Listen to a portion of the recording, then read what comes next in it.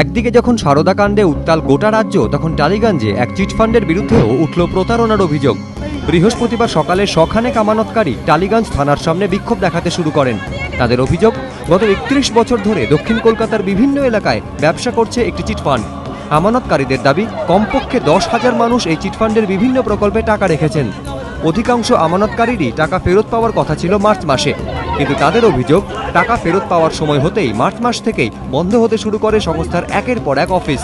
চিটফান্ডটির হাজরা এবং শ্যামাপ্রসাদ মুখার্জি রোডে অফিসগুলিতেও তালা ঝুলতে দেখা যায়। আমার ম্যাচুরিটি হয়ে গেছে আপনার মার্চ মাসে প্রায় 2 তারিখ দিকে এরকম আমার ম্যাচুরিটি হয়েছে। জয়ন্ত বেরা বলে যে এজেন্ট ছিল, উনি আমাকে বললো যে এটা হচ্ছে চৈত্র মাস, এই মাসে আপনার টাকা দেওয়া যাবে না, হিয়ারিং মাস, এটা আপনাকে পয়লা বৈশাখের পরের দিন টাকাটা দেওয়া হবে। তো আমি এই ভেবেই চুপচাপ ছিলাম।